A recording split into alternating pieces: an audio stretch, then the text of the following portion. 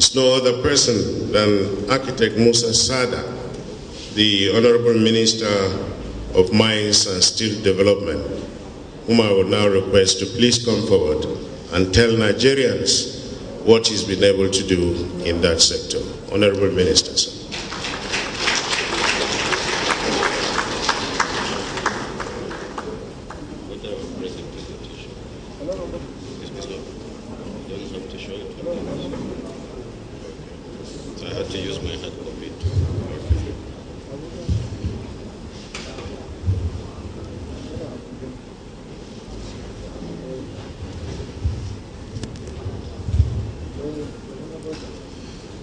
Thank you very much. The chairman of this occasion, my brother and Honorable Minister of Information, Mr. Labaran Maku, the Permanent Secretary, Ministry of Mines and Steel Development, management and senior officers of the Ministry of Mines and Steel Development, Ministry of Information, and other sister ministries in the Federal Civil Service, distinguished stakeholders of the minerals and metal sector, gentlemen of the press, ladies and gentlemen. Mr. Chairman,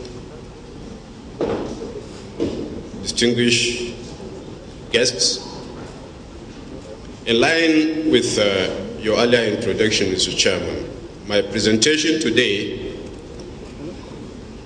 is actually going forward from the last year's presentation. I did not intend to go back to those areas which you very helpfully helped me in reiterating. In the last year's presentation, we tried to point out some of the major achievements in the areas where, in trying to make sure that the right framework for development of the sector are put in place. Because from the coming of this government, what we realized to be the major problem with the minerals and metal sector are the operational guidelines that are required for the sector to move forward in the right direction. So government took time to make sure that the law that was in place had requirements of certain institutional and legal frameworks that need to be in place for the sector comfortably move forward and for investors to feel encouraged to invest in the sector. This we have done up to the end of last year. So for this year, what we try to do is to take advantage of those activities we did in putting together the right framework for the operations of the sector. And I believe by the time I'm through with my presentation, you will agree with me that we achieved quite some things in the sector. So, Mr. Chairman, my presentation is structured such that after a brief introduction, I would want to talk to Nigerians about the performance of the sector itself in very key and strategic areas for the development of the sector. And this includes geoscience, data generation. This is the backbone of the sector. This is an information-based sector that investors need to have the right information to be able to invest. And the major type of information that is required is geoscience information. And this is very critical to development. I will talk to Nigerians about achievements we've made in that area. Of course, in the area of mineral finds, when you have the information, you have the data, you carried out the studies, your target would have been to say the mineral finds that we have, those existing, how much additional locations, how much more quantity, what type of quality you are able to discover. And if you are able to discover additional new type of minerals, also is part of the effort you must have put in the initial studies that you carried out. Of course, for us to be able to move forward, those regulatory framework that we were able to develop up to the end of last year, how are we able to implement them? Because unless you are able to implement your regulations, you are not likely to succeed, even though you have very good set of guidelines as to how things should be done. You must be able to implement them. How far have we fared in trying to implement these guidelines that we already established, that are globally acclaimed to be very good? Of course, the area of mineral production, it is a common knowledge how much we are doing in certain industrial minerals. Cement, for instance, ceramic products. There are quite a number of them that Nigerians did not really know that the success being recorded was as a result of the mining activities that are taking place on that specific type of minerals. Nigeria moved from net importer of cement to now exporter of cement simply because the mining activities in limestone and other allied products of cement making have been that good. That's why we're able to record that. We are going the same way with ceramic products. Currently, we are getting to self-satisfaction in the production of tiles and other ceramic products. These are areas also that I would talk to Nigerians about. Of course, you cannot be able to develop in this sector without the appropriate skills. You can have all the resources in terms of mineral deposits, you can have all the funds that you can put in. If you don't have the right skilled people to be able to drive this sector, you will not be able to move forward. And this is why both local and international expertise is very important in the development of the sector. This is one area too that I will talk to Nigerians about. Of course, for us to be able to move forward, we must know precisely what we want to achieve at every point in time. And this led us to the development of a roadmap at a point in time that we're trying to use as a guideline to enable us achieve greater heights in the sector. Of course, we'll talk about what successes have we actually recorded, specific recorded successes that can be verified by Nigerians. Of course, for every activity you do, you will have challenges, and then you will have vision as to where you want to go with your activities. What are your people who tend to misunderstand really what the whole idea of the whole development that is happening in the sector. So, Mr. Chairman, I start this knowing very well our own responsibility in the sector is, of course, to enable us explore, exploit, and extract minerals. That's precisely what the sector is all about. The steel aspect of it also relates to minerals. Steel is a mineralized metal that you have to mine before you get the steel. So sometimes there is this a disconnect between steel production and mining. You can only get steel if you are able to mine the steel-making minerals that will give you steel. So the two are intertwined to this. Of course, one area that has to be very clear that the solid minerals resources of the country, just like the hydrocarbons, that the oil and gas, are also in the exclusive list controlled by the federal government. These minerals, like the chairman said, there is no local government area in the country that has no one mineral type or the other. The locations within which these occurrences are is over 500. So you can see the diversity of the occurrences of this sector.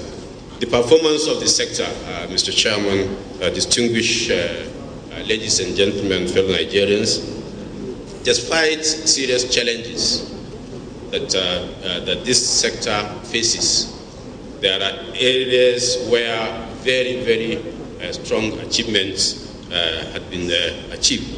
And one major area of achievement for this sector is awareness. People tend to forget that if you take the last 3-4 years, certain discourse on the mineral sector is hardly being discussed. It's quite recently, you can hardly go through a set of national dailies without seeing one feature or the other on the mineral potentials of the country. This was not there before. People simply don't even have the information to rely on to make comments. It's like something hidden, nobody cares about, and this. this government took time to make sure that this sector is exposed. And one of the strongest things that this sector had going for it is the determination of Mr. President to say that, look, I will use this sector as a diversification tool for the country's economy. And that's what gave the marching orders for us to work towards making sure that information is out there for people to appreciate, both national and international, and for them to make investment decisions. And this is happening. Just like I pointed the case of cement production. In the area of industrial minerals, you need to see what products are coming out. You need to appreciate quite a large number of them are mineral-based. They're as a result of the mining activities that are happening that this is being impacted. But sometimes you get drilled into the industrial sector. You cannot have industries producing without raw material. And 80–90% of raw material required for industrial production in Nigeria come from the mines. So the achievements that are coming from the industrial production are largely from the mining activities. And this is because government have taken the decision. If government did not take the decision to make sure that the mining sector comes out and try to support the oil and gas sector in this, we wouldn't be where we are in the case of cement production. We wouldn't be where we are in the case of ceramic products. We wouldn't be where we are in the case of dimension stones. Go to the ports now, you will bear me witness that the volume of imports of these products have sharply declined, and it's because most of these products are now being produced in the country, and largely because of the improved in the activities of the mining sector in this. Mr. Chairman, the area of geoscience data, like I earlier said, is the nerve center of the DC. You have to have the right information, you have to carry out the right study, you have to produce the right data for investors to appreciate and be able to do so. Within this period, quite a lot has happened in terms of data generation. Nigeria, within this year, was able to complete 100% the airborne geophysics survey of the country. Now the country is 100% covered, and there is no country in Africa that was able to achieve that. This formed the basis upon which the mineral occurrences of the country was able to be determined. And this is why, as going forward, I will show you that before we used to talk about having 34 different mineral types. We have already passed that. With the interpretation of the last batch of the airborne survey data, we are able to establish additional very important mineral types that are available now in the country as against the former 34 that we are talking about. And this airborne survey gave us the opportunity to do what the geologists call the ground follow-up, where the occurrences will be appreciated, and then you now go after it and carry out further studies very closely and be able to establish further information on some of these mineral locations that we are able to find. And I think in the presentation you can see, for those that are professionals or can appreciate this sort of information presentation, will be able to appreciate really what I'm talking about. Now, part of the geoscience data production are the production of maps, and these maps are specific to locations of interest.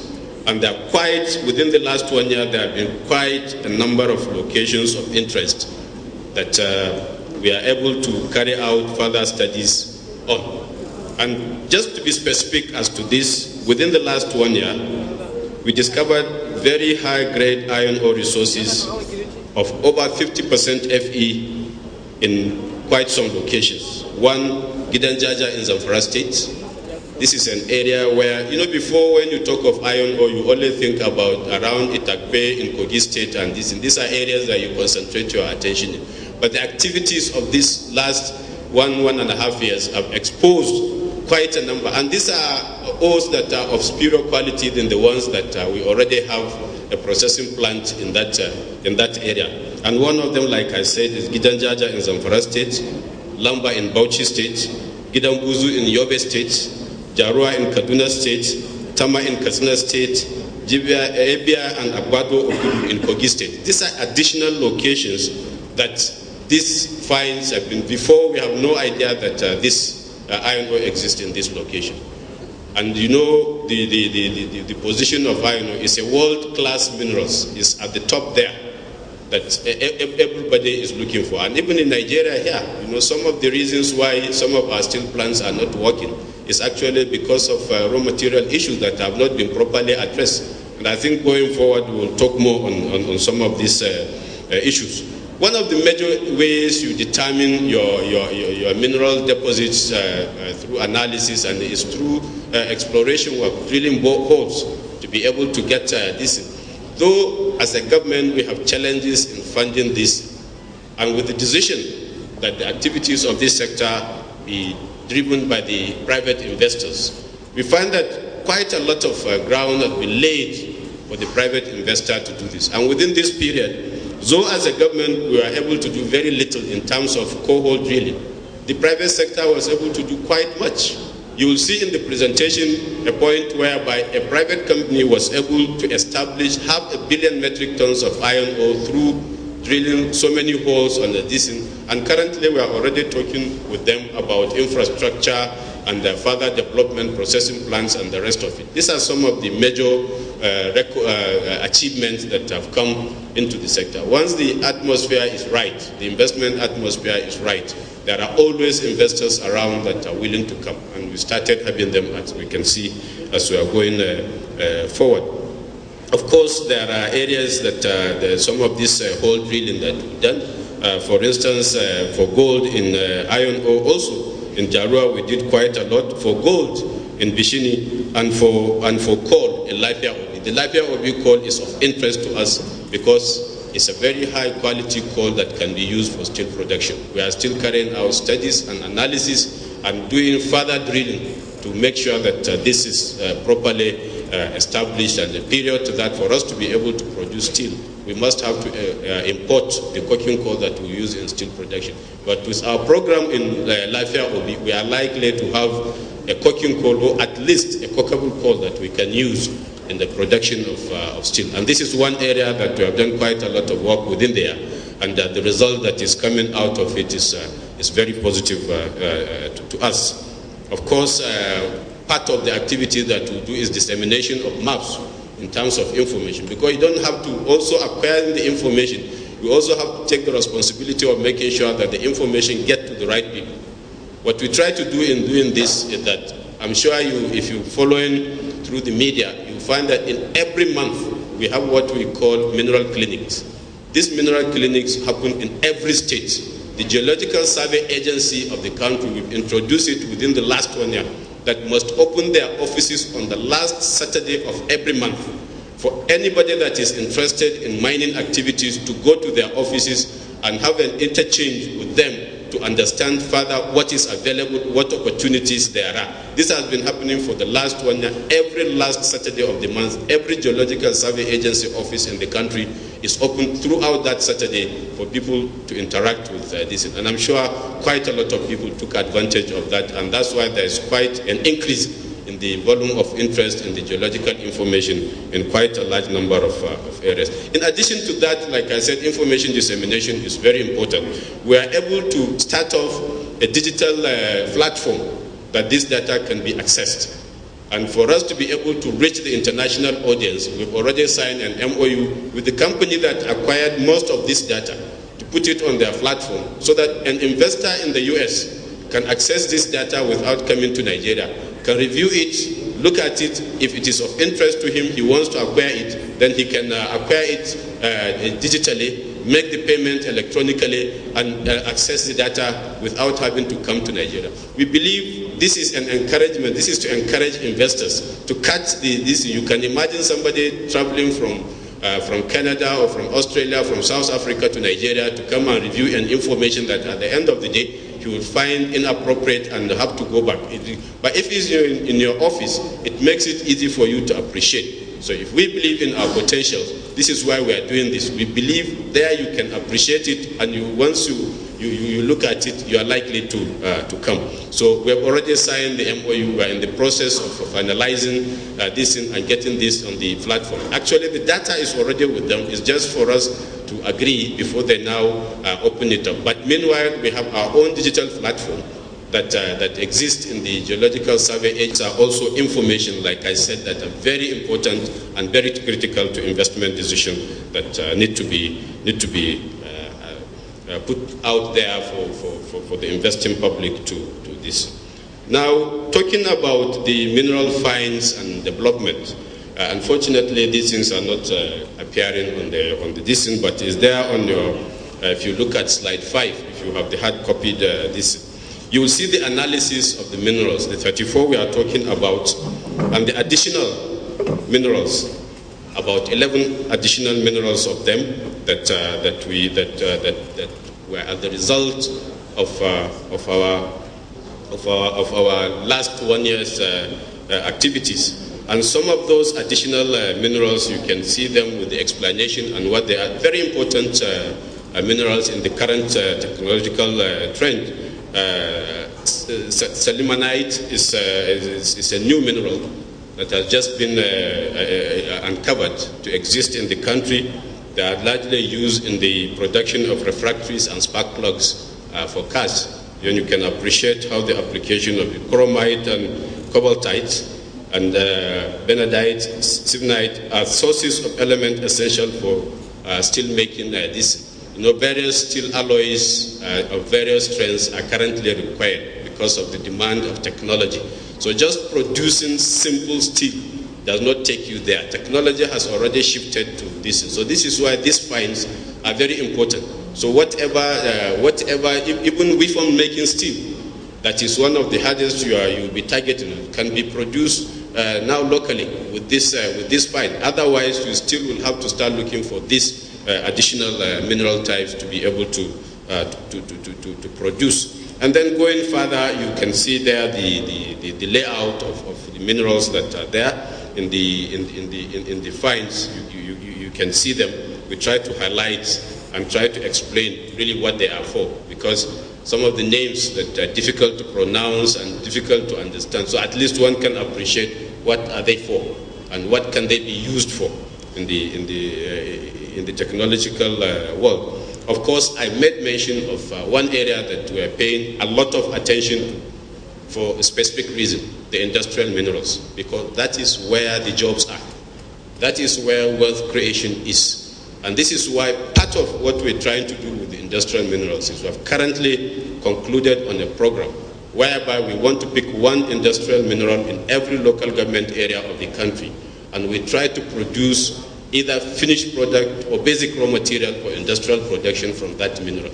And we'll be able to create jobs out of that, and we'll be able to create a substitution for the importation of that particular mineral. The program is already outlined, it's already finished, and we are currently working with the Ministry of Trade and Investment to make sure, because it is not just okay you produce the mineral or you process it to a certain level, you must have an uptaker for it to be a continuous business, for it to be able to grow. Because you can't just keep producing, you must have an uptaker, a consumer of that particular. So that's why in this area we are working with the Ministry of Industries, Trade and Investment to be sure that we have linkages that can be sustainable and that to be continuous going forward. And this is one program that we believe will be revolutionize the mineral production of the country. But the actual area where you can generate wealth, create employment for import substitution and various other advantages is in the area of industrial minerals. Like I've consistently been showing, we have seen what we are able to do with limestone.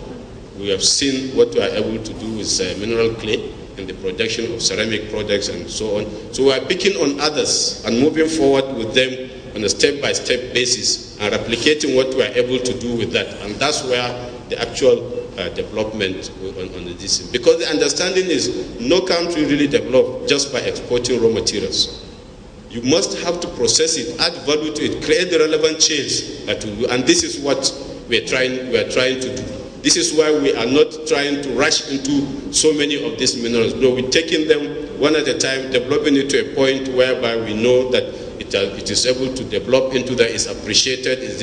Currently, if you see the number of applications that we have for people interested in limestone to produce cement, it's huge. And the only reason why that interest is there is because we are able to work on the limestone data there is enough data for people to appreciate and want to invest in that. And unless we do that with all other minerals, we are not likely to. And if we try to do everything at the same time, we are likely to dissipate energy and be unable to get anywhere. So that is why we felt when we concentrated on limestone, it produced results. The current one we are working on is mineral clay, whereby because they are of higher quality, because of the quality of the mineral clay itself, because you can't go beyond the anatomy of the material itself to be able to produce a product better. So even those that are coming there will have to compare with the mineral nature of this, and we have a better quality than this, and this is why our projects turn out to be better. And what we're trying to do is to get those off-takers, those that are responsible, professional, responsible for this, specifying these projects and so on, to appreciate it, so that at least we have very good national standards that will be exposed at a later time to be better than most of those that we are craving and bringing in from outside the country. Now, Mr. Chairman, moving forward, I would want to also talk about the compliance with this. It's a very important area of this. One of the major achievements we have is in trying to clean up the mineral title administration of the country. Prior to the coming of this government, there are over 10,000 mineral licenses out there, and 80% of them are in people's drawers, doing nothing. Nobody is actually just holding the piece of paper. And with minerals, unless you are out in the bush working on it, you are simply not talking of any wealth. It's just a piece of paper that you are holding. So what we did is, and I'm sure you recall of recent, hardly in every quarter of the year, the last 1 year, we revoked quite a huge number of it, because the law has a clause of use it or lose it. And this has never been applied. So we applied it. And this is why currently now, anybody holding a mineral title is highly likely active. Of course, there are issues of funds, issues, and so on, but there is hardly a mineral right out there that is not in one way or the other being attended to by the holder of that title, as again the previous situation is. And how did we do that? The previous situation, the previous dispensation was actually just relying on the bureaucracy of government. What this government did is to create an agency and make it responsible for the administration of these mineral rights. You are not going to go through the bureaucracy of government for you to be able to acquire a license. In fact, there are certain categories of licenses that you don't have to see the minister to get them. Once you follow the guideline, the first thing you get is an instruction. This is what you are supposed to do to get a mineral license. And if you follow it A, B, C, D, E, you will get it. This we are able to do. We are able to update the computerization of the system. And we are able to say, if you now take a license, you are supposed to be making returns on information about the activities you are doing on your license. It's computerized. If you are supposed to make a return every quarter, it gives you a time lag, possibly if you miss the first one. On the second one, it's highly likely that the list that will bring out, the computer will automatically blank out information about your license. It means you are dormant. So it doesn't require anybody. If you come and you want that license back, even if the minister wants to favor you and ask you to get it back, the information is not in the computer. This is just to show that how concerned we were in people taking these licenses and keeping them in their drawers and doing nothing. And then we just keep counting figures on the number of licenses that are there. They are not producing jobs, they are not producing wealth, they are not serving anybody. The communities I should change, somebody is just holding the license. Maybe there is another investor out there that is interested, that has the wherewithal, that has the skill and has the funds to be able to develop that. This is why we develop this system. So it's not a matter of you sitting back and this. No, if you sit back, and it's there for you to understand. Anybody holding a mineral license knows this. If you don't bring this information, if you don't bring feedback about what you are doing there within a certain period of time, it is automatically deleted by the computer, because it allows you, it cannot survive without input on that specific platform of yours if you don't do it. These are all done to promote transparency, to promote development in the sector, and to make sure that people that are willing to work in the sector actually does. One of the major problems we found when the initial stage of this government, is that people that are holding the licenses are actually not people that are interested in developing the minerals. There are people interested in developing the minerals that are running up and down looking for these rights to be able to do. And you must have to make sure that you give comfort to the person. It's just like a building. You can't go and start building on a piece of land without a CFO. No matter how much money you have, no matter how good your design is, no matter how much you desire that building, you must have that right. And it's the same thing with mining. There are people out there that wanted to do it. And unless you clear the ground for them to be able to do it. And these are in the areas of mineral addition. That's why it was squarely faced, and currently the people that are out there, and you will see going forward, we even gave an idea about those that are really outside their addition. And most of them were able to achieve this development within these last 2 years of this government, while there are others that were holding it for possibly 10, 20 years and are just keeping it as if it will appreciate one day, and they say, and we try to stop that. In other areas in the enforcement of the laws and regulations of this, it just happened just about a week ago. Nigeria registered and become compliant with the 90 initiative, the Extractive Industry Transparency Initiative, and it is through the implementation of this law, the crowning glory of it, that in Sydney, Australia last week, Nigeria was adjudged the best implementing nation in the Extractive Industry Transparency Initiative. And I'm sure it was in the media yesterday. The executive secretary and chairman of NITI presented this. I collected it in Australia on behalf of Nigeria, and it was presented to Mr. President yesterday. This shows clearly the direction that we are going. There can be hues and cries, but sometimes we don't seem to appreciate. You need to see for this expose and so on. Countries like the UK, France, are now thinking of joining because of the exhibition of the level of transparency that is being done on the extractive industry in Nigeria. The rules, the regulations, and things that are coming in it.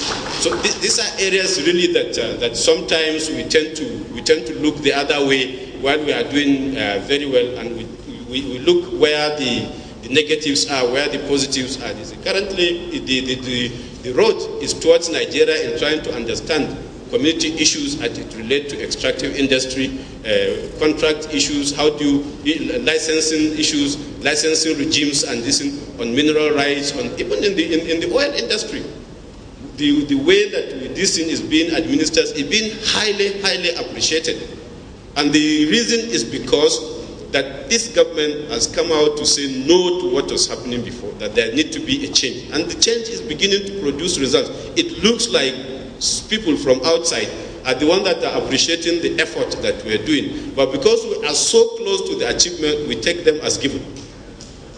And I think these are areas that we really need to change. If things are changing, we need to take time to review what was happening before and what is happening now. This is why I said I challenge any one of you to think, in the last 3-4 years, had there been this discourse in the solid mineral sector as we are having now? Because you don't have the information. You don't know what is happening. That's why everybody is, and now it is happening, that it is beginning to happen now. Everybody is already setting standards without actually taking time to review and see, look, what is the right way in trying to get these things to the right place. Because there is a procedure. Unfortunately, activities in the minerals and metal sector is not a 100-meter dash, it's a marathon. You must have to work to get it there. Countries that are doing very well, you need to look back and see, look, what is their program? Recently, we were in Botswana with Mr. President. We visited a diamond mine. We were given the program that the mine come to fruition. It took about 30 years to develop to where it is now. But that diamond mine is the live wire of the economy of Botswana. Botswana now, the living standard is as good as any European country. If you go there, you see those that were able to go there will appreciate their living standards. And this is from that. It's because they planned. And how do they plan? They got their institutional frameworks right. They got their regulatory framework right. The government committed itself to, not by budgeting money into the sector that will filter away without showing results. No, by creating the right atmosphere for investors to come in and invest, and it becomes sustainable. Going forward, you get the results. It's not how much is budgeted into the sector or how much is being spent or how much structures are being built. No, it is how much were you able to plan the development of the sector to be able to achieve sustainable results. We are very lucky. We had a program sponsored by the World Bank that cut quite a large piece of the time we would have taken to be where we are. The World Bank did a sustainable management of mineral resources program for a period of 5 years. And within that 5 years, we were able to get a new law, we were able to get a new regulation, we were able to restructure institutionally. This is something it could have taken you 10, 15 years doing if you don't have the expertise to come into the country to be able to do. So we don't have to right now start saying the minerals, metal sector is contributing $10 billion, is contributing 10 billion. No, look at the development. Do a comparative study with where was Australia. When Australia had a takeoff of its mineral study, where was it within this period that where we are compared? Who is ahead as per the time period within which we are there? South Africa is doing very well in this, but it's a common knowledge because there has not been this much concern to make sure the right things are done.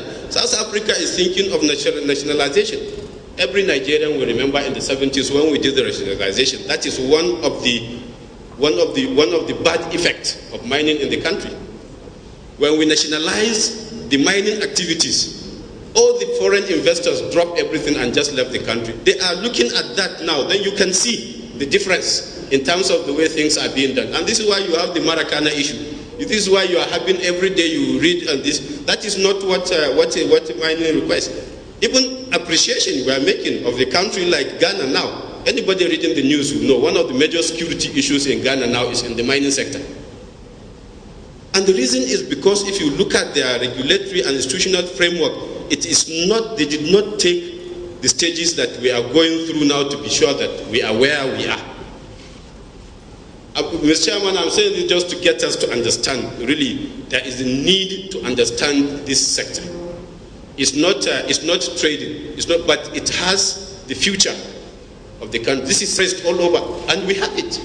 So what we need to do is for us to start managing this. It's not just saying that how many companies are there digging our resources and taking it out. No. What we are looking at and the program we are pursuing is that these minerals will have to add value, will have to develop our industries, and will have to get our economy to grow. We will simply not grow by digging up these minerals and taking them out. And this is within our psyche. Every program, every plan we make, this is what is in our mind. We are not thinking that you take up iron ore and just run away with it. No, you must beneficiate it.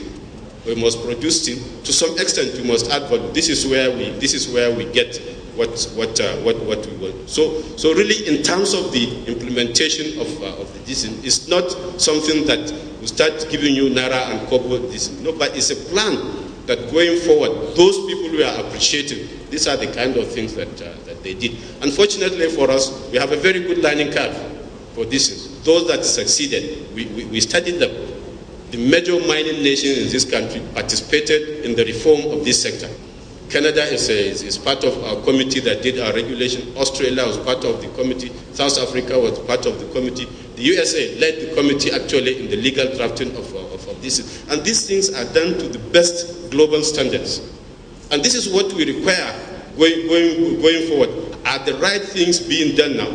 Some of the legacy issues that we have to deal with in terms of illegal mining and the rest of it, these are legacy issues. And they are the result of our bad decisions before. When we nationalized mining, the companies dropped their laborers and took over the activities. And this is what grew into what we are seeing now. People with no skills, no training, are the ones that, this is why one of the things the World Bank insisted on doing in establishing a mining institute, because we need the skills to be able to sustain the sector for ourselves. Otherwise, we open it up to everybody flowing in and just reaping what he wants and this. But if Nigerians have the skills and this, they make a sector viable.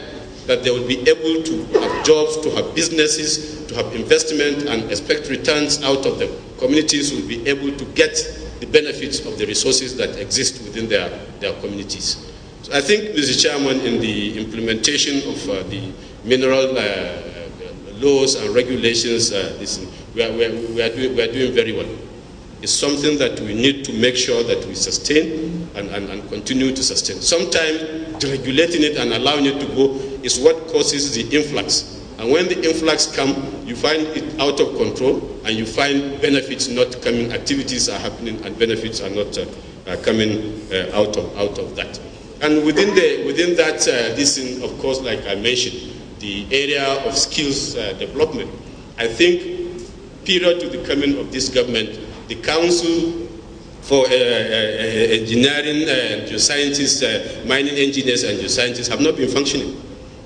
Have basically not been functioning. And this is the body that is supposed to be in place to control the skills and professionalism in the sector. No sector will move forward without professional control. At the end of the day, it will be an anything goes sector, and you will not see what is happening. But this government made sure that the council is revived, control is put in, and also took the time to strategize. Nobody gets a mining license without a registered mining engineer or a registered geologist sponsoring the application for that. The idea here is to make sure that Nigerians take benefit of what is there, that the professionalism is inbuilt and it is nationalized. So that going forward, you have the professional responsibility of making sure that on every mining right issued, a Nigerian professional has the responsibility to make sure that the right thing is done. And I think it's for the first time that this is being instituted. Before anybody can apply and go, and you can present any type of qualification. Now, for you to be able to get, you must get registered by this council. And this is council that has, as its council member that control the body, some of the finest. The first crop, in fact, it is within this year that the council was actually inaugurated by Mr. President. I did on behalf of Mr. President. And the selection of the people was clearly going through. In fact, the selection has to go and come from Mr. President asking specific questions because of his concern that, look, professionalism must be in place for this sector to be able to this. For us to choose a chairman, it took us 3 months searching, going and coming with Mr. President asking all the necessary questions that need to be asked. And I'm sure the chairman of that council is, if you mention his name, is one of the best the sector can boast of. He was a group managing director of NDC for a long time. Despite age and so, he's practicing. He talks to you, he talks professionalism. And this is what we require. This is what was not existing before. You can't develop without knowledge. No sector develops without knowledge. And the problem of some of our economic sectors is actually skills and knowledge. People that are driving it are people that simply have no idea of what are the right things to be done in the sector. And I think, knowing fully well that the role we are supposed to play is to administer and regulate, then the people that have to do this must be people of knowledge. And one of the major achievements we made is to make sure that people that are actually at the helm of affairs, controlling activities in the sector, are people that know precisely what needs to be done going forward with this. Of course, some of the issues that when it comes to enforcing regulations and this, Mr. Chairman, is there are certain issues that we've learned from the oil and gas sector, community issues. This is one thing that we have worked very hard to make sure that we take care of. This is why you can hardly find any serious disagreement or uprising or this in the mining sector. Because, for instance, we made it, this government made it that before anybody gets a mineral right, the first and most important thing he must get is the consent of the community, that the community is agreeable to you operating within their environment. And this is one thing we make sure judiciously that it must be adhered to. So the first thing when you are applying for a mineral title is you must get a consent. The community said, yes, they agree, you can come and work within them. And when you now get your exploration license, you go and do your checks and so on, so you want to start mining, you must sign a community development agreement with these people. And this is not something that you go and hide somewhere with the chief. Or the, no. It's a community thing. All the interest groups must be there.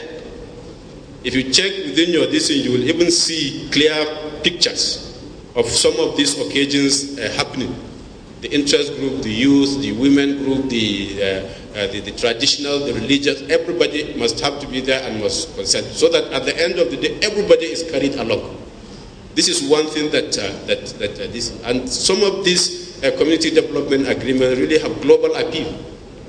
And we try as much as possible to find what is happening in other areas, because you can't do mining without peace. When you have mining locations are not in cities or this where you have problem, there will be a quick reaction to stop it. No, mine locations are in villages, far and removed. So you must have to create the peaceful atmosphere within the operational background of what you are doing. And this is one thing that we made sure within this last 1 year, we have standardized. Now we have a draft standard community development agreement that we are trying to get gazetted. Anybody who is going to do any mining project must abide by and satisfy the requirement of that agreement, whereby the communities and all stakeholders are carried along in that, so that problems will be eliminated in that. And other areas, Mr. Chairman, is in the area of this. I've earlier said that the mineral exploitation control, and this is in the hand of federal government. That does not mean that we have not, within that, we are able now to develop a structure whereby all tiers of government and all interest groups are carried along. The law provides for a commission that will be at state level, that will work as advisory with us, and within this period of time, we got quite a number of process to kick off to make sure that we bring this to life. And in this last 1 year, we are actually able to get that of Bauchi, Gombe, Cross River, Ogun, Kano, and Ebonyi states to be up and doing. What these are there is that these are people that are responsibilities in the state governments to do with the natural environment. Director of lands, director of forestry, director of, these are the people that are there.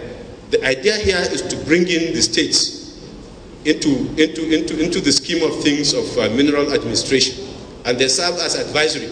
Sometimes when there are issues, it's referred to them to sort out at that level. So it is not true that states and other levels of, because in the committee, if you have an issue in a particular local government, the chairman of that local government is automatically a member of that committee. So whatever decision is going to be taken, he will be part of it.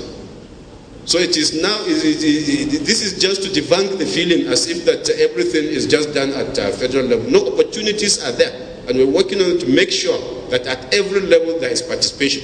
Because like I said, you need to have fees, you need to have people appreciate what you are doing at all levels before you can be able to really succeed in the activities that you are doing. Of course, in this sometimes is being looked at as you know, a negative. Any country that is doing good mining now and relies on mining, you find that this is a feature that exists there. What needs to be done is to make sure that they are properly controlled and educated so that they can improve on their earning, and also not to impact negatively on the communities nearby and the environment that they are working on. And in the last 1 year, what we try to do is that these ASM operators is to put them into cooperative groups and try to educate them on things that they need to be doing. You can see within the last 1 year, we are able to formalize about 595 of them. And period to that, this brings the total to 845 that we have currently registered. So you can see what was done before that and what we are able to do in the last 1 year. And we are able to get this figure because we are able to get the laws and regulations properly put in place, and the guidelines for getting people into these cooperatives are properly established. So going forward, we can now implement it and be able to take people out from being a solo pick and axe digging here and there to a group of people that are organized. You can go to them and speak to them through their leadership. Earlier on, if there are 50 people that are working in a specific area, then you have to be able to speak to each and every one of them. But with the leadership, you'll be able to now address them, in a formal manner, and I'll be able to get results out of what they are doing. Of course, in the areas of mineral production, revenues and employment, Mr. Chairman, distinguished ladies, I want to say that within this year, for the first time in the history of the country, since the Revenue Mobilization Act is in place, is for the first time that in this year we are able to make a contribution to the Federation account from the mineral sector. It can be specifically pointed out there. Here we are. The issue is, even though what we try to do is to say that, look, what we collect, royalties and fees for processing licenses and so on, these are not the actual revenues. Because if you look at the strategy of even putting the royalties, is for us to attract investors so that we don't, right at the beginning, you don't start having to pay a lot. But the strategy here is that you pay taxes. Anybody who took time to review the last solid mineral sector audit by night will see what I mean. Within the audit period, the royalty is about 4 billion.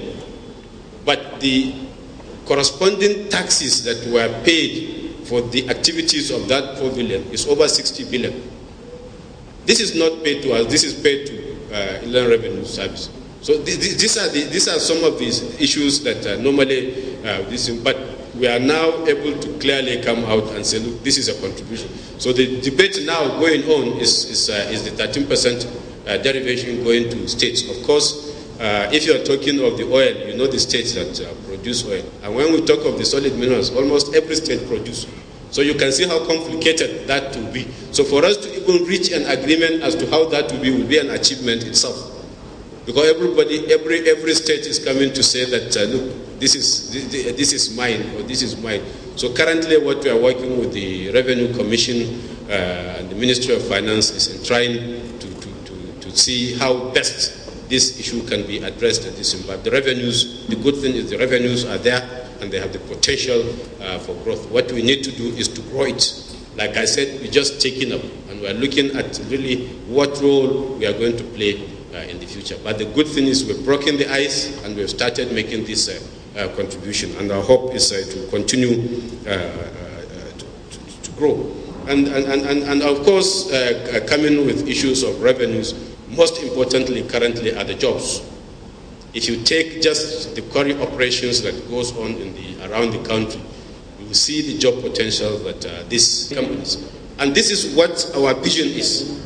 A time when if you have a mineral location somewhere, the company working there has the responsibility of the attendant infrastructure around that. This is where we have started getting there because we're currently discussing with about three companies. We are already at that stage with them. And all we need to do is to get one or two of them in place, and then that will be a pointer for us. To us, this is what is pointing to us that we are moving in the right direction. Because if you start having this, then this what shows that you are really moving forward. The infrastructure requirement of the sector also doing quite well. I spoke earlier on about dimension stone. Dimension stone are polished granite like you have on the floor here. And we have very nice exotic types that you can hardly find in many other places around the world. And we are developing that also as part of our development program. Currently, we have completed what it requires most is a laboratory to make sure that you carry out the right studies to make sure that you have the right quality of this that can be cut and polished. And our laboratory, the Dimension Stone laboratory in our central laboratory in Kaduna is already completed and is up and doing. So these are some of the issues that really we are working on. I think going forward in other mineral production areas, currently we have two major, within the last 1 year, two major coal producing mines. We have a Meganga coal mine in Gombe State and we have the Akobo coal mine in Kogi State. It's already producing coal and all we are waiting for is companies that will be willing to establish power plants that will take that and use it as a source of fuel to produce power. Our training institutions are doing quite well. One of our major contributions to the training program of NNDC in the Niger Delta youth is our institute in Onitsha. They have already graduated quite a number of Niger Delta youth in metallurgical technology and instrumentation control. And these are within this, because just looking at people going in and getting that, this is an institution to impart skills for people to work. And we found that these youth are being taken outside the country to train. We made that presentation with the commission and they agreed with us. And the training we gave to some of those youths have been adjudged to be some of the best training they could get, even from those going outside the country. Because the facilities we have are even better than some of those ones that this is. So within this period, we are able to get that, and currently the second batch of the trainees are already being processed for it to continue. I think other areas of contact that we have made need to be cautioned about time, is to let you know actually who of all the campaigns we've been making, who can. In the area of steel production, I'm sure you bear looking at the activities. Even Mr. President has to commission a plant or two on this. And so steel production is privatized. So we are not looking at government producers. No, we are looking at the private sector investing and producing steel. And as I'm talking to you, we are over 2 million metric tons of steel production from the private sector. It can be from any source, scrap iron. Yes, that's not the best. But that's the way that you can now springboard. We have a program whereby these are now integrating backwards to go to the mines, produce iron ore and this. And with the iron ore production finds that this, and with the already established production plants, this shows the synergy that is likely to come up to this. Because for us to industrialize, we must sort out the issue of steel production. And I think for industrialization and steel production, this is another area too that we are doing quite well in conjunction with the Ministry of Trade and Investment in making sure that the steel production program is properly taken forward. Now, in the last count, I want to give you a list of the major operating companies that are working in this. One is Kogi Iron. This is an Australian exchange-quoted company, and this is the company that has a declaration of 500 million metric tons. In the company, we are currently discussing issues of infrastructure with them. They are already in the Australian Stock Exchange. Their fine is JOC standard and JOC compliant, and this is likely to be one of the major operations we will have going forward, and we are working hard to make sure that without taking much further time, they move forward. Of course, we have the Australian mines. They are working on gold in Zamfara State. They have gone quite far in their studies, and we believe this is also one company that will very soon come up. Of course, issues, the development in the cement sector is very well known. We have the tropical mines that are working in Elisha gold fields, and currently they have already concluded exploration work. What we are expecting is gold production within a period of time. Savannah Mining Limited is also working on gold and associated minerals. And in our last discussions with them, they've already processing being on the Nigerian Stock Exchange. And they will then be the second company to be on the stock exchange. Already we have Multibus PLC, which is a mining company quoted in the Nigerian Stock Exchange. Others are the Royal Salt Limited. That is the company that is working on the mineral, on the ceramic products that are decent. And we have quite a few others. I'm sure if you look at your presentation, you will even see a photo speak of some of them. Because sometimes, like I said, these are not facilities that you ordinarily see. These are facilities for you to see them. You have to go out of your way. Mining locations are never in cities. If you have interest in seeing how much development is happening, you must do a little work. You must go to where, because we don't establish processing plants away from the mine sites. That is not a good business decision.